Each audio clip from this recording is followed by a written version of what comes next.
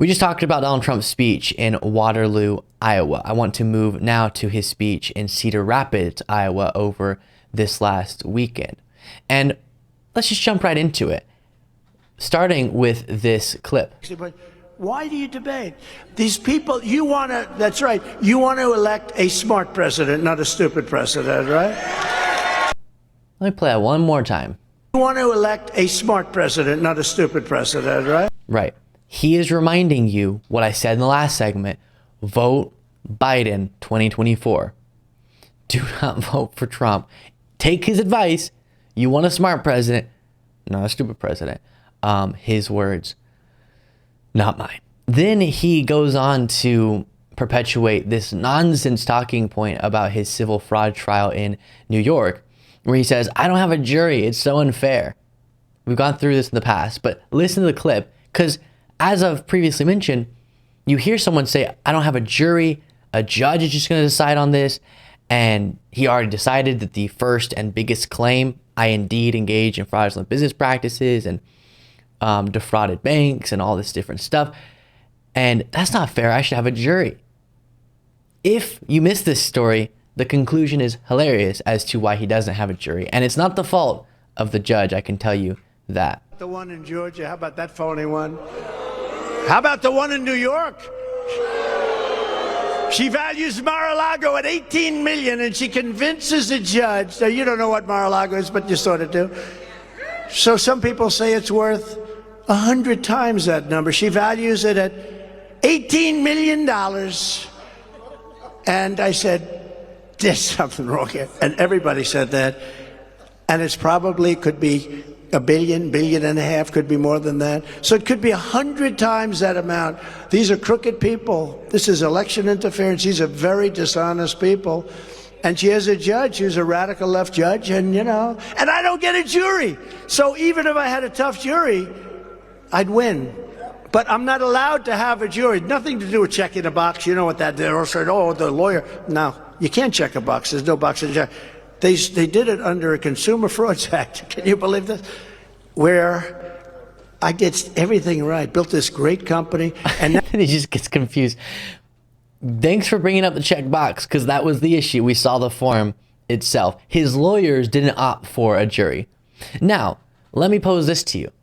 Let's say even if he was unfairly exempted from having a jury, which he wasn't. Again, blame your lawyers. Alina Abba, who in a lot of your rants was standing right behind you, turn around and rant at her. She could have gotten you a jury if she had filled out that paperwork correctly.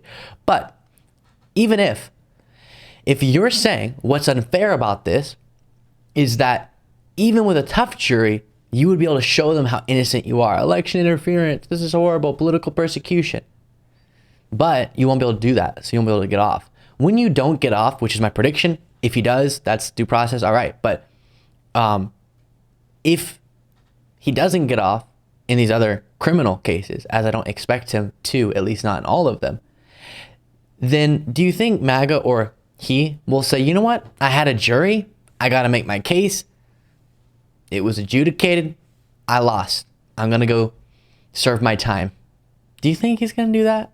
Does he really think that it's the jury that makes it all unfair in this situation being absent? Because I can tell you, we're going to hear, just get ready. And I feel so bad for any jurors who end up being targeted. Hopefully that doesn't happen. But we saw that in the grand jury in Georgia example. But individuals doing their duty to our country, their civic duty, and serving on this jury, they're all going to be concocted to be and portrayed to be liberal plants. They're all either rhinos, liberals, or they're woke demons coming after Donald Trump. So even that point isn't going to stand up once the jurors aren't buying what he's selling. And then, what do you think I'm about to show you? What did we talk about in the last segment that was so absurd? Trump was saying that actually, because this is its own segment and YouTube viewers will be watching this on its own, let me remind you of the last speech and his thoughts on his body compared to Biden's. He's got a consultant somewhere. This is the worst consultant in politics that thinks he looks good in a bathing suit, right? No, he spends so much time at the beach. And, you know, how do you do that? And, you know, I have a much better body than him. But I'm not really sure that I want to. Okay, and then they cheer. We love Trump's body. Can I tell you something, by the way? I don't give a you-know-what about the body of the person I'm voting for. I want the mind to be sound, and I want the policy stances that they have to be great, and the character to be great. But even if we're going to go there, it's just a strange comment to make. I'll leave it there from Trump. But then he circles back to this. He goes from Waterloo, Iowa. I don't know which order these speeches happened, and then still has it on his mind in Cedar Rapids.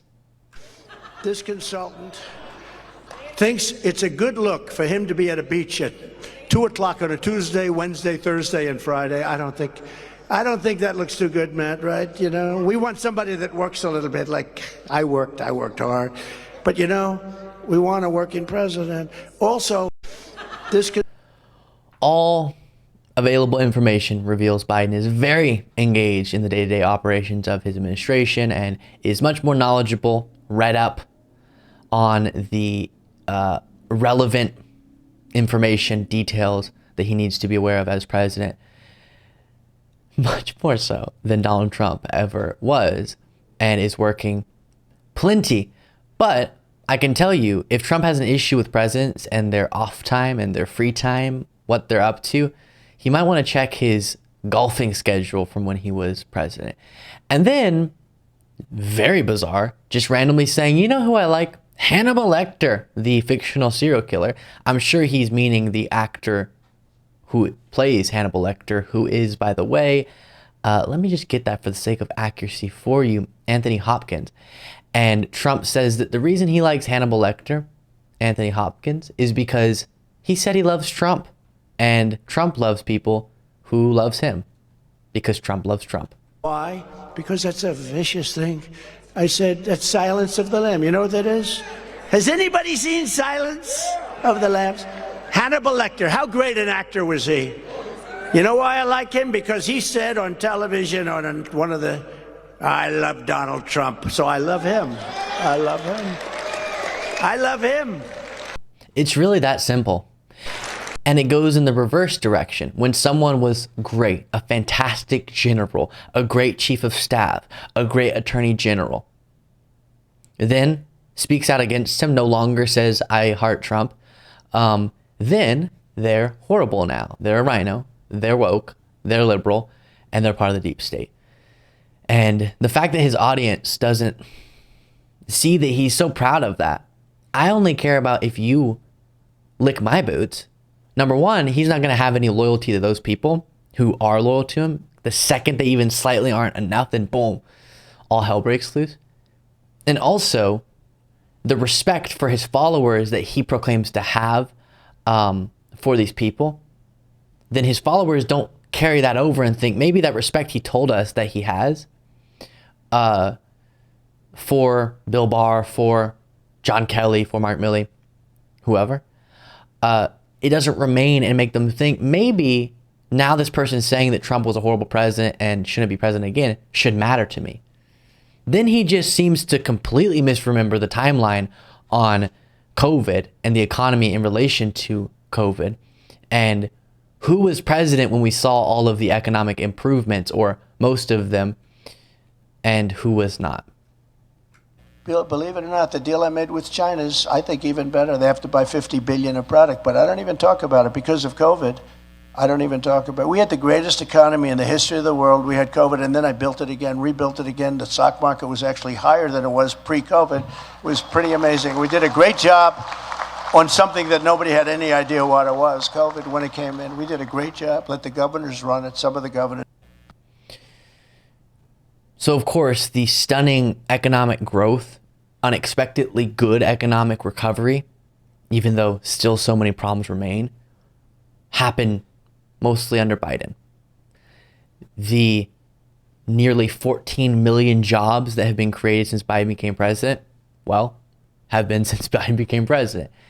And it's interesting, he's trying to rewrite history on that front. I guess the stock market is the one thing he can point to, but the meaningful, what remains, what is indicative of a long-term economic recovery that then is stable, those metrics very much show a different story than the one he's telling.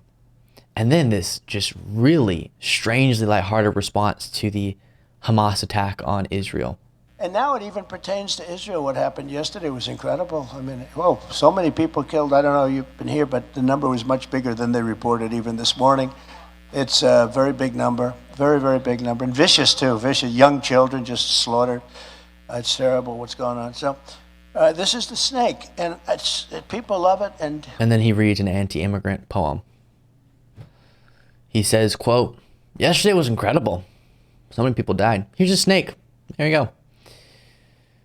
So there it is. That was Trump's weekend. Yikes. Make sure, by the way, you see these clips at the end of my YouTube videos, if you're a YouTube viewer.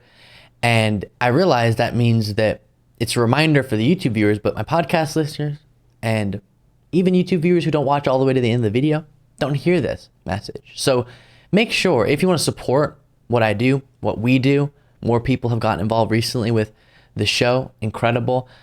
The way that you can do that is by going to lukebeasleyshow.com/membership and become a member. For as little as $5 a month, you can be supporting the show and getting extra bonus content. Very, very wonderful.